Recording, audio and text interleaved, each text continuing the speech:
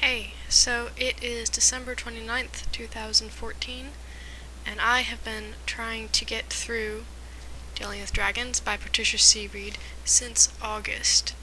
And the only reason why I bring this up is because I may be sick, and I may drip snot on the microphone while reading, but I am going to finish reading this today. Merry Christmas, Sarah. Merry belated Christmas. I hope you've enjoyed listening to all of these. Dealing with Dragons, Chapter 15, in which the dragons crown a new king, and Cimorene gets a new job. The walk to the Ford of Whispering Snakes took longer than Cimorene expected. The trees of the enchanted forest grew close together in many places, forcing the dragons to take a zigzag path instead of heading straight up the bank of the river. Walrog, who was in the lead, seemed to be deliberately setting a slow pace. Cimorene was sure he was hoping that the second shift of wizards would arrive at the blackberry clearing before the dragons at the ford had been warned. She had no idea what would happen then, but she doubted that it would be good. The escort dragon was not interested in Cimorene's worries, however, and he refused to speed things up, so the group ambled on. As they approached the ford at last, they heard cheering ahead of them. Walrog flinched visibly, and Alienor and the Stone Prince were startled out of their quiet conversation. "What's that?" Alienor said. "Sounds to me as if we have a new king," their escort said with great satisfaction. "That means I can get you lot off my hands right away. What a relief! I thought I was going to be stuck with you for hours." Alienor looked faintly indignant at this unflattering opinion. Morwen was merely amused. Walrog's wings sagged momentarily, but then he seemed to pull himself back together, and he continued on as confidently as ever. Cimorene's concern deepened. What if Walrog managed to convince the new king that they were all lying? They reached the edge of the cheering crowd of dragons. "Who did it?" the escort dragon asked. "Who's the new king?" "How should I know?" another replied. "I can't see a thing from out here." "Oh, you'll find out soon enough," the escort dragon said. Then he raised his voice and shouted, "Make way! Coming through! Prisoners for the king! Make way!" The crowd of dragons parted reluctantly, and the escort dragon herded the group through, still shouting. They made their way through the cheering dragons until they reached the edge of the river. "Stand away!" shouted someone in the crowd. "Stand away for the king!" The nearby dragons drew back, leaving Walrog, the escort dragon, and Cimorene and her friends standing by themselves on the trampled moss. As the dragons moved away, Cimorene caught sight of Kazul, lying comfortably beside the river. "Kazul!" Cimorene cried and ran forward. "Are you all right?" A mottled dragon standing beside Kazul shifted and flicked his tail angrily at Cimorene. "You should say, Your Majesty," he said with a warning scowl. "Oh, don't be ridiculous, Frax, she's my princess," Kazul said. "I'm quite all right, Cimorene. What are you doing here?" "You're the new king of the dragons?" Cimorene said in astonishment. But when you left this morning you could barely fly. How did you get Colin Stone all the way from here to the Vanishing Mountain?" "Colin Stone apparently does more than merely pick out the right king," Kazul said. "The minute I picked it up I felt fine." "This is impossible," Walrog said. "Are you accusing me of fraud?" Kazul asked mildly. "He'd better not," Cimorene said. "He's the one who is cheating, with the help of Zeminar and the rest of the wizards." "Really?" Kazul said in tones of great interest. "It's all nonsense," Walrog declared. "The girl's just trying to attract attention." "Really?" Kazul said again, and smiled, displaying all her silver teeth. "Oh, come now, Kazul, surely you won't take a mere princess's word over mine," Walrog said.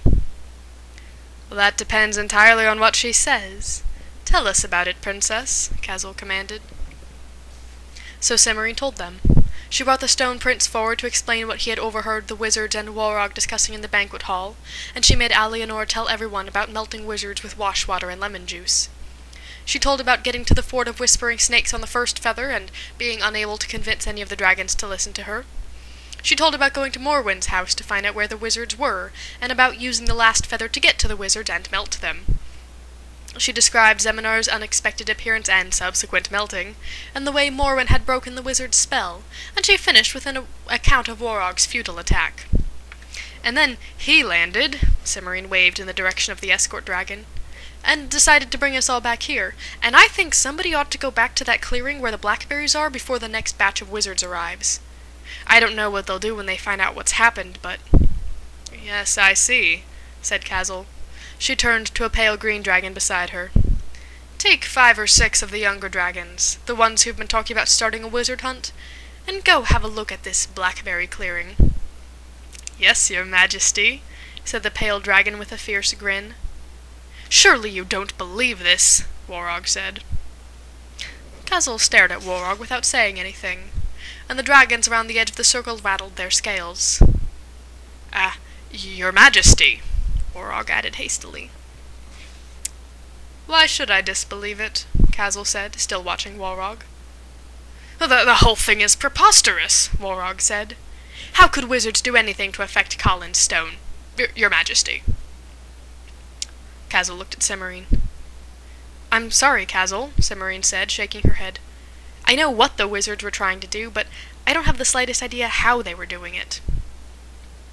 "I believe I can explain that, your majesty," Morwen said. She stepped forward, tossing and catching the wizard's black rock casually in her right hand. "They were using this. I believe you'll find that it comes from the Caves of Fire and Night. From the King's Cave, in fact, where Colin's stone was found. And one of the properties of the Caves of Fire and Night is that you can use one piece to cast spells which affect similar pieces." "Just the way that impossible book says," Cimorene exclaimed. "Do you want Morency? Yes, I suppose he is rather impossible," Morwen said. "Is this sufficiently similar to Colin's stone that the wizards could have affected the stone through it?" Kazal asked. "Certainly, your majesty," Morwen said. "This is—" Warog began. "Ridiculous, impossible, and unbelievable," Kazal said. "You've said that already. But I haven't heard you say anything particularly convincing in support of that attitude." Really, your majesty," Warog said. "Next you'll be saying I poisoned King Takaz." "It doesn't seem likely," Kazal admitted. "Since Takaz was poisoned with dragon's bane, and dragons can't get anywhere near the stuff without feeling the effects." "What if Zeminar made a dragon's bane-proof packet for him to carry it in?" Cimorene said, thinking of the bag Antarel had been carrying when she and Alienora met him in the valley. "Something that would melt when he dropped it in the king's coffee." "I suppose it's possible," Kazal said. "But there's no evidence at all that Zeminar did any such thing." "What would it have looked like?" Alienora asked suddenly. "Would it have been something like a very large tea bag?" Everyone turned to look at Alienora. "I think that would have worked quite well, princess," Kazal said. "Why do you ask?" "Because Warog had something like that with him when he went to see King Takaz the night before the king was killed," Alienora said. "I saw it." An angry muttering ran through the crowd of dragons. "Lies!" Warog snarled. "They're all lies!" "Are they?" Kazal said coldly. "I don't think so. You must have wanted to be king very badly indeed." Warog darted a glance around the circle of dragons. What he saw did not appear to reassure him. "No!" "Consorting with wizards, killing the king, and plotting to cheat in the trials with Colin's stone," Kazal said, as if Warog had not spoken. "Hardly proper behavior for a dragon." The crowd muttered agreement. Cimorene looked from Warog to Kazal and back. Warog appeared to be terrified of something, but Cimorene could not tell what it was. He crouched and seemed to shrink away from Kazal, drawing his wings in close and making himself as small as possible. Cimorene blinked. It was remarkable how much smaller Warog could make himself look. In fact, "He's shrinking!" Cimorene exclaimed. "No!" Warog cried again, but it was much too late. He shrank faster and faster, his wings melting into ridges along his back and his claws retracting. He was barely as tall as Cimorene's shoulder. Then, with a sudden shiver, he collapsed in on himself. A small rain of scales pattered to the ground. A moment later, an extremely warty toad with angry red eyes crawled clumsily out of the center of the pile. Is that Walrog?" Alienora asked in a hushed tone. The toad turned and glared at her, and she stepped back a pace. The stone prince put a protective arm around Alienora's shoulders and glared back at the toad. "Behave or I'll step on you," he said. "Yes, it's Walrog," Kazel said. She sounded almost sad. "That's what happens when a dragon stops acting like a dragon." The toad turned his glare in Kazel's direction, then hopped off and disappeared among the stones along the riverbank. Alienora shuddered. Kazel studied her for a moment. "You were Walrog's princess, weren't you? I'm sorry about all this, but it couldn't be helped. It won't take long to find you another dragon." "I don't think you have to worry about finding her another dragon," Cimorene said. She had been watching Alienora and the Stone Prince, and an idea had occurred to her. "What? Why not?" said Kazel. "Because the Stone Prince fought with Walrog, and Walrog certainly didn't win. Doesn't that mean he gets to rescue Walrog's princess?" "I'm not sure the rules cover this situation at all," Kazel said. "But it sounds reasonable enough, and under the circumstances I doubt that anyone will object. Unless, of course, she does." "Oh!" said Alienora and blushed a rosy red. "No, I don't object at all." "Are you sure?" the Stone Prince said anxiously. "You won't mind waiting a while to marry me? I mean, if you're willing to marry me. You needn't, if the idea doesn't appeal to you." "It appeals to me very much," Alienora said, blushing redder than ever. "But why do you say that we have to wait?" The Stone Prince sighed. "I still have to find a king and do him a great service, and that's bound to take a while." "For a young man as intelligent as you seem to be, you're remarkably foolish," Morwen commented. "What on earth do you think you've just done?" An expression of astonishment spread across the prince's face. "You mean the king I was supposed to serve is the king of the dragons?" "Exactly," Morwen said. "And I doubt that you could do her a greater service than saving the throne from Walrog's plotting." "That's settled, then," Kazel said. "Let's get the rest of the ceremonies finished and get back to the mountains. There's a great deal of work to be done." The dragons all bowed, and eddies of movement began in various sections of the crowd.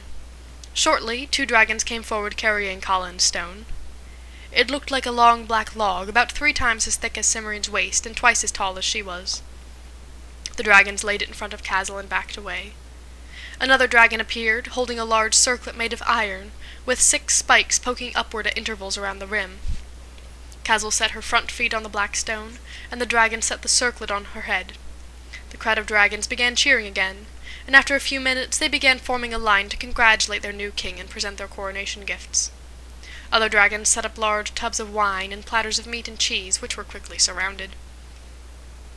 In the middle of the presentations, the dragons Kazel had sent off to the blackberry clearing returned, and Kazel took a short break from accepting congratulations to hear what they had to say. "The wizards showed up before we'd been there more than 10 minutes, your majesty," said the pale green dragon who was the leader of the group. 6 of them, just like your princess said. "They weren't happy to see us," the youngest dragon said smugly. "I would think not," Kazel smiled. "What did you do with them?" "Oh, we chased 5 of them away," the pale dragon reported. "I don't think they'll be back, either." 5? The pale dragon shot a glance at the youngest of the group, who licked his lips and looked even more smug than before, and who said nothing. "Yes, your majesty." "I see. Well, that's more than enough evidence to confirm what Cimorene's told us," Kazel commented. She raised her voice. "The arrangement between the dragons and the Society of Wizards is hereby cancelled. From now on, wizards will not be allowed anywhere near the Caves of Fire and Night, no matter what they say." Then she went back to accepting presents and congratulations from her new subjects. Cimorene watched the festivities with mixed feelings. She was very glad that Kazel was the new king of the dragons, but she couldn't help wondering what effect Kazel's coronation would have on her own position. The king of the dragons certainly wouldn't need a princess as a mark of status, and there would be plenty of younger dragons eager to cook and clean for their king, if only as a way of getting a start at the court. Her preoccupation stayed with her for the rest of the day, through the entire coronation picnic and the flight back to the mountains of mourning. Cimorene and Alianora rode on the back of a very large dragon, whose scales were such a dark green that they looked almost black. Alianora would have preferred to ride with the Stone Prince, but none of the dragons were willing to take on a second passenger if the Stone Prince was the first. All of the dragons had paid their respects to Castle at the coronation, so the cave was empty when the dragon dropped Cimorene off. When Cimorene said goodbye to Alianora, she promised to come over and help her pack the following morning. Then she went in and waited for Castle to come home. Castle did not arrive until very late. She was still wearing the iron crown and she looked very tired. "Thank goodness that's over," she said, taking the crown off and throwing it across the cave. It hit the wall and bounced off with a harsh clang. "You shouldn't treat your crown like that, your majesty," Cimorene said, retrieving the iron circlet. "Of course I should," Castle said. "It's expected. That's why we made it out of iron instead of something soft and bendable. And don't start calling me your majesty. I've had enough of that for one day." Cimorene began to feel a little better. What happens next? "Tomorrow we start moving," Castle said and sighed. "It will probably take weeks. It's too bad there's no way of warning a new king in time to pack everything up before the work starts." "Everything?" Cimorene said in tones of dismay. "Even the library and the treasure vaults? But I've only just got them organized." "Everything," Castle said. "And if you think straightening out things here was difficult, wait until you see the mess the official vaults are in." "Oh dear," said Cimorene. "Is it very bad?" Castle nodded. "I've just come from looking at it. You'll see for yourself tomorrow. There's a smallish cave next to the library that I think will do nicely for you, but I'd like you to look at it before we start hauling things around." "You mean you want me to stay?" Cimorene blurted. "But I thought the King of the Dragons didn't need a princess." "Don't be ridiculous," Castle said. "How am I going to get my cherries jubilee if you don't stay? And you haven't even started cataloging the library. And how else am I going to get the king's treasure vaults arranged so I can find things? I'm not going to have time to do it." "Won't the rest of the dragons object?" Castle snorted. "I'm the king. One of the advantages of being king is that nobody objects to whims like keeping a princess when you're not supposed to need one. If it bothers you, we'll give you a different title. King's cook and librarian, maybe. Stop worrying and go to sleep. Tomorrow's going to be a very busy day for both of us." Cimorene smiled and went off to her rooms with a light heart. She slept soundly and was up early next morning. Castle was already awake, and supervising 3 of the younger dragons, who were packing up the treasure in the library. Since Cimorene was pressed into service at once, it was several hours before she could get away to keep her promise to Alianora. "I'm sorry I'm late," Cimorene apologized when she arrived at Warog's cave at last. "But it didn't occur to me that Castle would be moving too, and she wanted me to help." "Oh, it's all right," Alianora assured her. "It wasn't as big a job as I'd expected, and the prince helped. I'm almost finished." She gestured at an almost full suitcase lying open on the floor. On the other side of the room, the Stone Prince was stacking the empty drawers from Alianora's bureau. "Well, at least I got here in time to say goodbye then," Cimorene said. "You're staying with the dragons?" the Stone Prince asked, straightening with a frown. "Are you sure you want to do that?" "Of course she's sure," Alianora said. "Castle's going to need her even more than she did before, and Cimorene wouldn't be happy in a normal kingdom." "How do you know that?" Cimorene said, staring at Alianora. "Oh, it's obvious. Linderwall is about as normal a kingdom as you can get. If you ran away from there, you certainly wouldn't be happy anywhere like it." "I didn't mean that part," Cimorene said, reddening slightly. "I meant about Castle wanting me to stay." "Well, that was obvious too," Alianora said. "You're the only one who was worried about it." She studied Cimorene for a moment and shook her head. "I wouldn't like being princess for the King of the Dragons, but it will suit you down to the ground." "I think it will," Cimorene said, smiling. "Then maybe you can tell me something," the Stone Prince said. "What's being done about the wizards?" "Well, they've been bound from the Mountains of Mourning, and there are 100 or so dragons out checking to make sure they've gone," Cimorene replied. "They haven't had much luck, I'm afraid. Most of the wizards left after the first few got eaten." "That's all?" asked the prince. What else can the dragons do? The wizards didn't actually poison King Takos. Morog did that. So there's no justification for an all-out attack on the headquarters of the Society of Wizards, even if all the dragons agreed that they wanted to do it, which they don't. I suppose you're right, the prince said. But you'd better tell Kazel to keep a close eye on them. Those wizards will make more trouble just as soon as they figure out a way to do it. I don't know about that, Cimorene said. I think Zeminar was behind most of it, and you melted him. That's it, Alienora said and snapped her fingers. I almost forgot to tell you. Morwen and I talked for a long time yesterday, and she said melting a wizard isn't permanent. You mean they'll all come back? Cimorene asked. Alienora nodded. It'll take them a while, though. And Morwen said for you to come and visit soon. She thinks that in a few days she'll have figured out a way of melting wizards without dumping soapy water on them. A method that's a little less sloppy, was the way she put it. Well, that will be useful if the wizards start making trouble again, Cimorene said thoughtfully.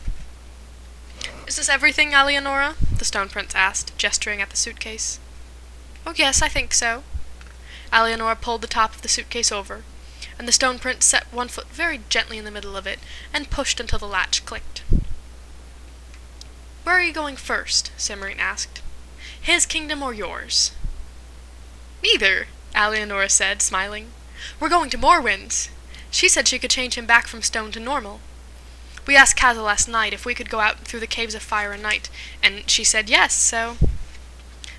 I don't know, Alienora, the Stone Prince said. I'm beginning to get used to myself this way, and there are certain advantages. There are disadvantages, too, Alienora said, blushing slightly. Cimorene began to giggle. Alienora's blush deepened. I mean, how are you going to get rid of the chip in your sleeve if you can't change clothes? I think I see what you're getting at, the Stone Prince replied, eyeing Alienora meditatively.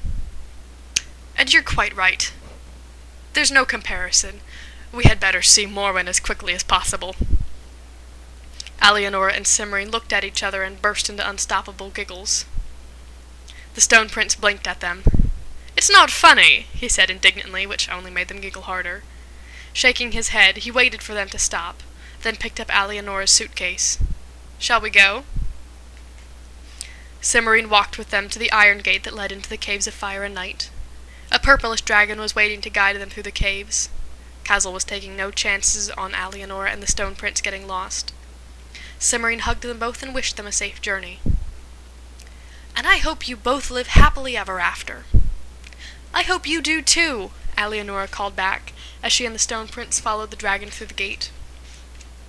Cimorene watched until they were out of sight, then started back toward Kazel's cave. She thought about Morwen and the wizard-melting spell, and about Zeminar and Antorel and the other wizards who would somehow be back soon.